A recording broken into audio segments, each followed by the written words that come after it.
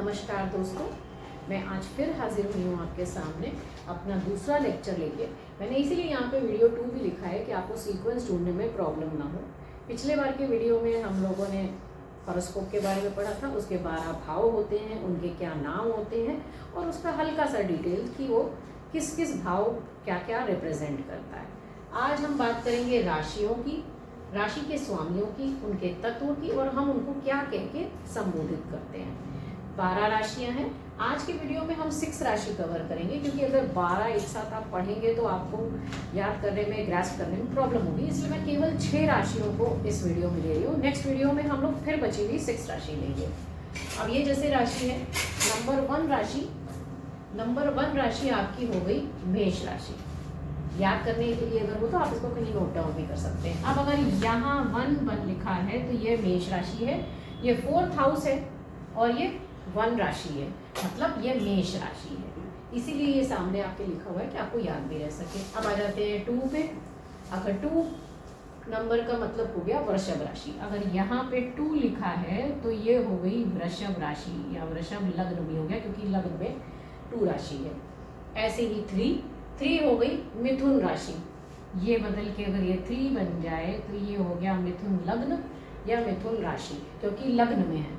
अब यही 3 अगर हमारा 10th हाउस में हो जाए तो भी राशि 10th हाउस में भी वही है 3 और उसका नाम भी वही है मिथुन, वो चेंज नहीं होगा, भाव बस चेंज हुआ। ये लग्न था और ये हो गया 10th हाउस।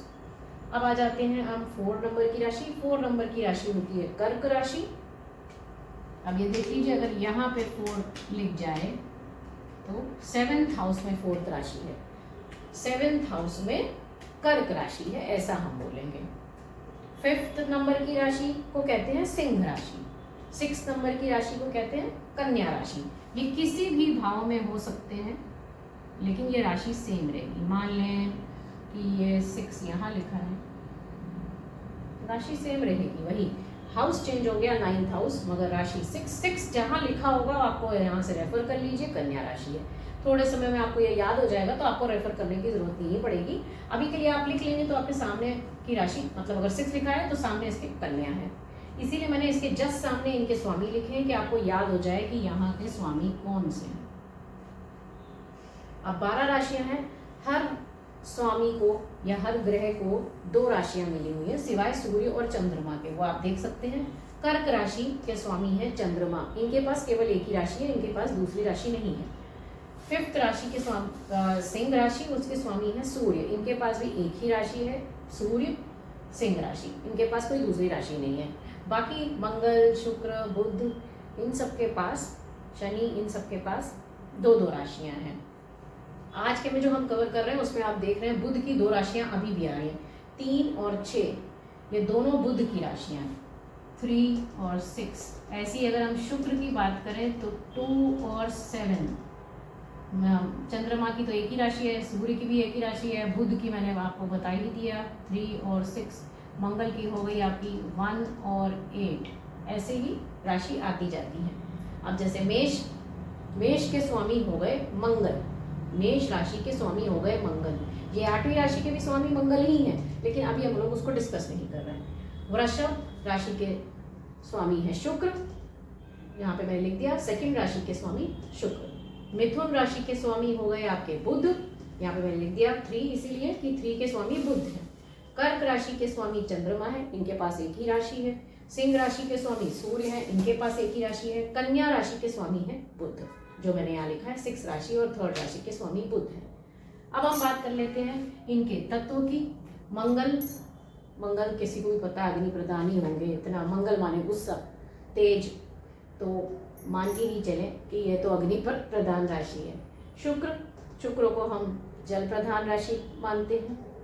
शुक्र हमारे ऐसे ग्रह हैं जो जल को ही रिप्रेजेंट करते हैं। बुध हमारे पृथ्वी के ग्रह हैं।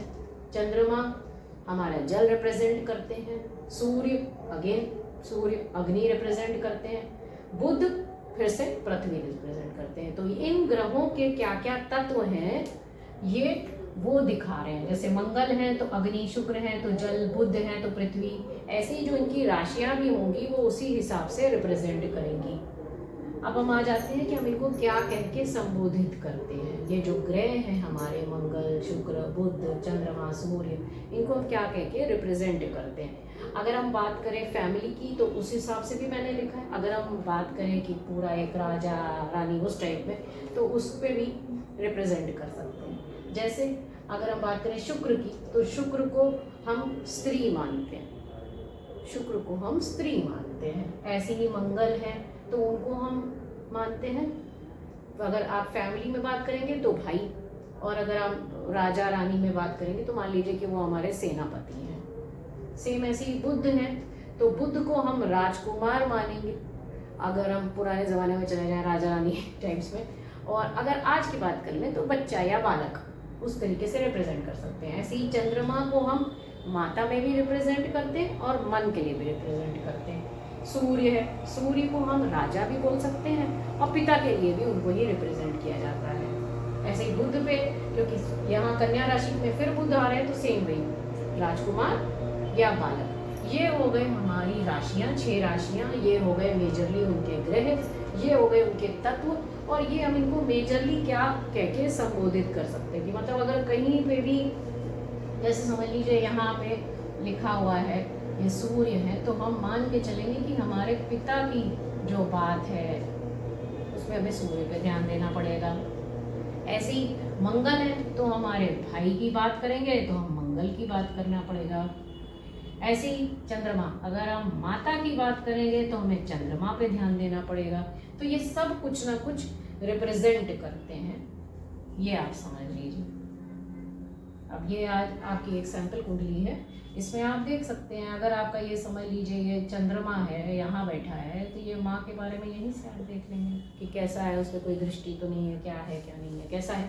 मतलब कि जितना शुभ ग्रहों में होगा तो उतना अच्छा, जितना उनके ऊपर अशुभ ग्रह का वो होगा तो प्रॉब्लम आएगी, माता को भी प्रॉब्लम आएगी।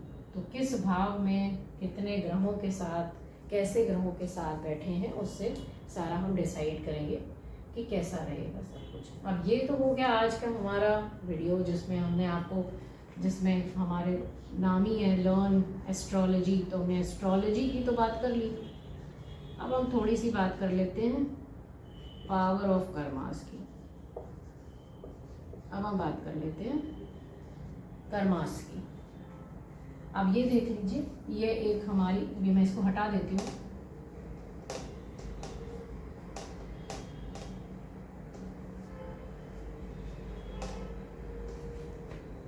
अब ये देख लीजिए, ये है हमारी एक सैंपल कुंडली,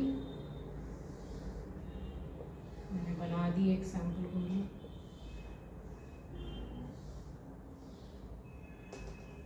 अब ये एक सैंपल कुंडली है। अब मान लेते हैं कि कहीं पे भी शुक्र बैठे हैं, कहीं पे भी शुक्र को ले लीजिए, मान लीजिए यहीं पे शुक्र को ले लीजिए, शुक्र को यहीं पे मैंने डाल दिया, और यहाँ पे मैं डाल दूँ सूर्य को या मंगल को या शनि को, किसी को भी डाल दूँ। ये मेरी कुंडली। अब इस पे सूर्य पे साफ 7th दृष्टि आप समझ लीजिए, किसी को भी शनि की, सूर्य की या मंगल की सीधी दृष्टि जा रही है। अब क्या हो गए, शुक्र पीड़ित हो गए, तो सुख कमज़ोर भी हो गए एक तरीके से।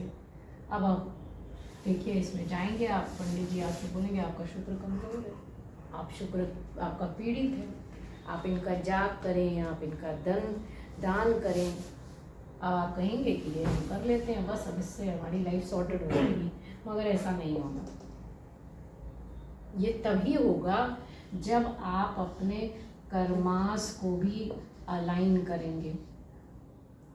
आपको दोनों काम करने पड़ेंगे, दोनों काम करने पड़ेंगे। जैसे हम किसी डॉक्टर के पास जाते हैं, वो हमको बोलता है कि आपको दवाई खानी है और वेट मैनेजमेंट करना है, तो अगर हम दवाई खा लें और एक्सरसाइज नहीं करें तो हम ठीक होंगे? नहीं होंगे, क्योंकि हमने आधा पार्ट कर लिया, आधा पार्ट किया ही नहीं है, तो इसलिए हम तब भी ठीक नहीं होंगे। डायबिटीज़ के लिए भी आप जब जाते हैं तो डॉक्टर क्या बोलता है, दवाई लिखता है और कहता है शुगर कंट्रोल कीजिए। तो अगर आप दवाई खा लें, शुगर कंट्रोल ना करें, तो आपकी डायबिटीज़ ठीक नहीं होगी। लाइकवाइज कि अगर आप शुक्र का दान करें, आप शुक्र का जाप करें, आप मंदिर में जाकर पूजा भी करें, तो भी आपको उतना रिजल्ट नहीं मिलेगा जब तक आप अपने कर्मास को ठीक नहीं करेंगे। अब कर्मास कैसे ठीक होंगे, अब आप वो देख लीजिए, ये देख लीजिए। अभी अभी मैंने आपको बताया शुक्र का मतलब स्त्री, शुक्र का मतलब हो गया स्त्री। अब स्त्री में सब स्त्री आ गई, आपकी खुद की वाइफ भी आ गई, और बाहर पे कोई भी स्त्री, घर के बाहर भी कोई भी स्त्री, कोई भी फीमेल, आपकी बहन, सब, ये सब स्त्री हैं, ये सब की स्त्री हैं। अब आप कितना भी दान कर लीजिए, अगर आप अपनी वाइफ से अच्छे से बात नहीं करेंगे, आप अपनी बहन से अच्छे से बात नहीं करेंगे, आप बाहर की लेडीज़ को रिस्पेक्ट नहीं करेंगे, तो आप कैसे सोच सकते हैं कि शुक्रदेव आपसे प्रसन्न हो जाएंगे? नहीं हो सकता। तो इन दैट केस आपको ये समझना पड़ेगा कि अगर मुझे अपने शुक्र को ठीक करना है तो मुझे ये स्त्री, इसको भी ठीक करना पड़ेगा। जब आप ये दोनों कंबाइन करेंगे तब ये कुंडली आपकी वर्क करेगी, और जब आप फिर दान भी करेंगे, जब आप जाप भी करेंगे, तो वो आपका वर्क करेगा। नहीं तो कोई वर्क नहीं करेगा, क्योंकि आप अल्टीमेटली क्या कर रहे हैं, यहाँ से दान कर रहे हैं, पुण्य कर रहे हैं, आप 10 रुपीज़ दे रहे हैं, प्लस कर रहे हैं, और फिर वहाँ से अपनी वाइफ को या अपनी बहन को या सड़क पे चलती हुई लेडीज़ को गंदा बोल के 10 माइनस कर रहे हैं। नेट इफेक्ट आपका आ गया 0। फिर आप बोलेंगे कि मैं उपाय तो कर रहा हूँ मगर उसका कोई रिजल्ट नहीं मिल रहा, तो वो नहीं मिलेगा। आपको ये दोनों ही करने पड़ेंगे, तब आपको फुल रिजल्ट मिलेगा। तो ये मैंने आपको बताया कि आप एक तरीके से शुक्र ग्रह को कैसे मजबूत कर सकते हैं। ऐसे ही अलग अलग ग्रह हैं, वो सब किसी ना किसी को संबोधित करते हैं, इसीलिए मैंने उस पर लिखा है कि वो किस किस को संबोधित करते हैं। तो वो और उसके अलावा इनको भी जब आप प्रसन्न करेंगे तो ही आपका शुक्र ग्रह मजबूत होगा। लाइकवाइज जैसे मैं बोलूँ, अगर आपका चंद्रमा खराब है और आप अपनी माता की रिस्पेक्ट नहीं करते, तो फिर आप चाहे जितना दान पुण्य कुछ भी कर लें, आपको चंद्रमा मजबूत नहीं होगा। चंद्रमा में सबसे पहले अपनी माता की रिस्पेक्ट करें, आपको अपनी माता की रिस्पेक्ट करनी ही पड़ेगी। चंद्रमा जल को भी रिप्रेजेंट करता है, तो जल को बहुत ही जुडिशली यूज़ करें। ऐसा नहीं है पानी खुला हुआ फेंक रहे हैं पानी, और ख़ासकर हमारे देश में जहाँ पे कितने ही शहर ऐसे हैं जहाँ पे पानी की किल्लत है, वहाँ पे पानी फेंकना मतलब चंद्रमा को फिर आप कमज़ोर कर रहे हैं। तो ये खाली कुंडली से नहीं, आपको काम अपने कर्मास पे भी करना पड़ेगा। आई होप आपको मेरी फिलॉसफी समझ आ रही हो, और आई होप आपको अच्छा लग रहा हो, क्योंकि नॉर्मल एस्ट्रोलॉजी में तो आपको ये सब नहीं बताएंगे। वो तो यही बोलेंगे कि ये दान कीजिए, ये पुण्य कीजिए, तो आपको हाफ वे तक तो वो पहुंचा देंगे, मगर उसके आगे का तो आपको ही करना है। वो आप करेंगे तो ही एस्ट्रोलॉजी आपकी वर्क करेगी। नमस्कार दोस्तों, मैं आपसे अगली बार फिर मिलूंगी।